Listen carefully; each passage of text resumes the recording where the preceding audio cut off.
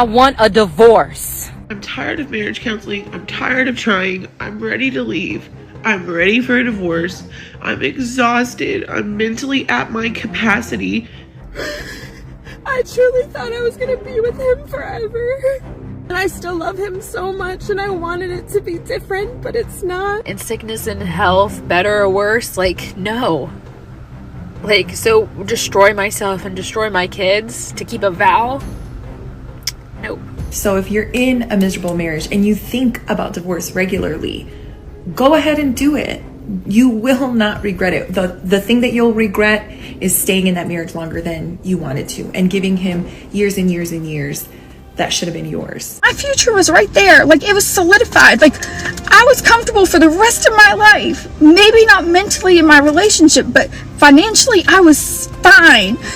And I gave it all up to be happy. Maybe it's me. Maybe I'm the one. Everybody keeps thinking that I'm handling this divorce so well, and I'm not. I'm not okay. Maybe I should have stayed. It was like stable in every other area but that. Like, is my mental health really that important? All that fake, all that happy. Oh, I'm doing so great. I think I was in shock. And now it's coming like into reality, and I don't know. I don't know. Is this another stage of divorce? I'm happy, but I go into these random thoughts of, you gave it all away. Like, was it worth giving away? And I know it was. I know it was for my mental sanity. I know it was for my happiness. It will all come together, but it's still terrifying to start over at this age. I don't know what my life's gonna be like. I can't seem to remember anything bad. I just remember all the good things. The divorce, I got $600,000. Yes. Why? That was part of our settlement, so I could have taken more, but I didn't. It's an evil world we live in. I just saw a video of some guy saying that women always regret the choice to divorce their husbands. Like, later on, they always regret it.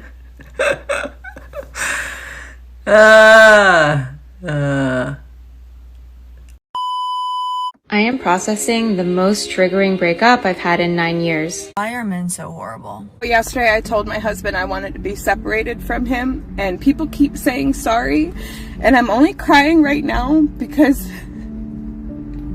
that was probably the hardest thing I've ever done. Stop the cap. I truly thought I was gonna be with him forever. And on today's episode of Another Woman That Has Now Regretted Her Divorce. Let's go. Hey, it's Jenna. Recently divorced and kind of figuring out this new way of life. I was married for 23 years and with that person for 3 years prior. So for a total of 26 years of my life, I have been out of the game of dating, making friends, going out, and stuff like that as a single woman in her 40s. Yeah, I'm 47. So I've raised children. My children are adult children now. And it's kind of interesting because it's so lonely at this stage in life after divorce. You just gotta keep living, man. Free. Livin.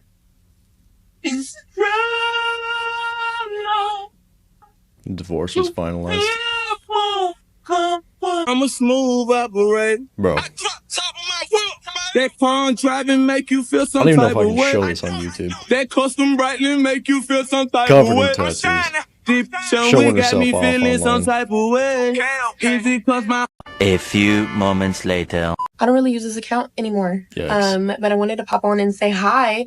I just had a live stream for the first time in like a week. And I'm sorry about not really being active. I've had to focus on my mental and my physical health, and my family. So that's what I've been doing. And, right now, live hasn't been a priority for me, which is fine. It never really was a priority to me. And I've tried to limit things that aren't benefiting my greater good, in my day-to-day life because, I've been in trauma therapy now for 10 months. On the day my divorce was final, I'll never forget what my ex said to me. He looked me right in the eyes and he said, "You're going to regret this. You're going to get 6 months down the road and you're going to regret divorcing me." And you know what? He's right. I did have regrets. Divorce is probably the hardest thing I've ever done in my life, you guys. It's been a year since everything got finalized. And I am living my best life. I am thriving really lately, and finally happy with my routine and my solitude and the things that I do on my own. But this week marks a year, and I'm feeling that grief, just kind of clouding over me, which is wild. It's this person doesn't even exist in your life after 7 years, and like the thought that the things that you thought you were going to build together no longer are viable. For starters, who's marrying chicks with a septum piercing, bald shaved hair like G.I. Jane, and tattoos on her knuckles and neck? Guys, stop being desperate. The next thing is, she's saying she enjoys solitude, she enjoys her peace, everything's cool, but you're mourning a marriage that's been over for 7 years. I'm telling you guys, these women need you. They cannot function without a man in their life. I cheated on my husband of 14 years and lost him forever. When my divorce was finalized and my ex-husband moved out, the first couple of nights I had crippling anxiety. Here's why women regret divorce more than men. Financially speaking, women's lives get worse after the divorce, while men's get better. The standard of living for women goes down an average of 27%, while the standard of living for men goes up 10%. So how much did my divorce cost me? Well, this is a fantastic question. There's direct and there's indirect costs. Direct costs, I lost $106,000 out of my 401k retirement plan I spent 20 years contributing to. I also lost half the equity in the home, stocks, bonds, mutual funds, cash, and savings that I also spent 20 years contributing to. I also lost half of all the non-liquid assets like furniture, household goods, electronics, cars. Keep in mind, I paid for all of these. And this is in addition to financially supporting her and her/our daughter for 17 years, which is many hundreds of thousands of dollars. I'm now broke, live in a 2-bedroom apartment, and have a negative net worth for the first time since I was, 25.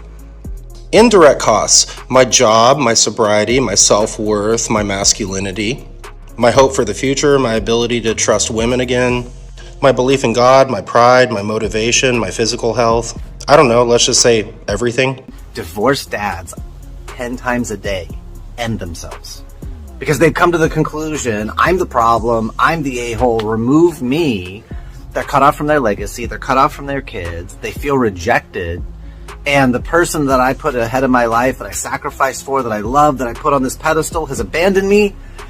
Maybe I am worthless, maybe I am a piece of crap, maybe I don't deserve to be alive. And that negative self-talk drives them into the pavement, and they take a permanent L.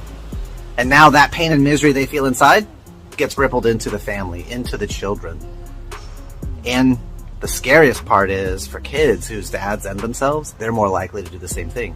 My dad didn't stick around, why should I? Why get a divorce after 25 years of marriage? The short answer is because it is not too late to be happy. And I finally got to a point at the beginning of the year where I decided that it wasn't too late to be happy. I still have, hopefully, many more years left, and I would like to be happy for those years. My wife recently asked for a divorce, just straight up said it wasn't working out anymore. She wasn't happy, blah, blah, blah. But no cheating, no abuse, nothing like that. Just wasn't happy. Can we talk about how hard it is to leave the good guy? One, when you say, I want a divorce, and he's like, no, I want to work this out. Everything's going to be fine. We can get through this. And he's so encouraging and everything's just so fucking peachy keen, right? We talk about how I'm manipulated into staying because he's a good guy. He does nothing wrong. Like, the only thing he's guilty of is being lazy and, not putting in effort like we did when we were in the beginning of our relationship, like any other marriage. I divorced the nice guy, knowing I was not in love and not fulfilled in that marriage, and that we truly just were not compatible. He doesn't beat me, he doesn't do anything, he doesn't take money from me, but he downplays my emotions. I don't think he fully understands me. And we've talked about this, y'all. This has all been in counseling, but how do you leave the good guy? If your husband is a good guy, but you're ready for divorce, you're not a bad person. So don't let guilt get the best of you. The guilt you're feeling is actually not guilt, okay? Because guilt means you're doing something wrong, but you're not doing something wrong. And therefore, it's not guilt you're feeling, it's the discomfort of making a choice that you know is going to be hard for somebody else, and it's the choice that he doesn't want. You're not doing him any favors by staying. If anything, you're actually going to start building up resentment. Your relationship doesn't have to be toxic to validate your feelings of wanting to leave. You do not need to be in an abusive, awful, horrible relationship for you to justify why you want to choose yourself. You are not doing anything wrong by asking for a divorce. You are not doing anything wrong by saying, my happiness lies in a different path. He may not see it like this right now, but you're doing both of you a favor. I hate the concept of a prenuptial agreement because it basically says, if and when you get divorced, this is what you're going to get. And there's something very bad about it. But I think it's a modern day necessity. I didn't like the way the system works. Right. I mean, I really felt that it was very offensive to both of us. And he'd say, you know, you're right, but what am I supposed to do? Marla hates it, doesn't want to sign it. Ultimately, she has to sign it, just from my standpoint. She has to sign it. So I said, whatever you need for your bankers, for your associates, I'll sign that. Let's just not call it a prenuptial, and let's not put a dollar amount on what happens once we're divorced. Once we're divorced, right? I mean, that's the way you start thinking. In the end, they made a deal.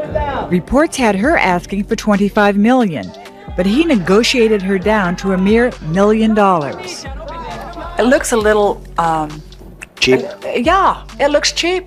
Yeah, you mean the amount of money? Well, the amount of money. Not so bad. Somebody gets married and it doesn't work out, you get $1 million. I mean, you know. You shouldn't be able to pay a price and be able to walk away. You make a commitment between yourselves and God, and you should not be able to say, write a little check, see you later. It's a lousy thing. I hate the concept, but it's totally necessary. And I think $1 million is a lot of money. No, you don't. No, I don't, actually. But the fact is that $1 million for somebody coming into a marriage, if something didn't, and I'm not talking about anybody specifically, but it's a lot of money for somebody. The woman's been with you 6 years. She's been, as she said, incredibly loyal. You're finally going to get married. You have a child. Give her the $25 million. Well, I guess I look at everything like a deal. I mean, you know, it's just one of those things.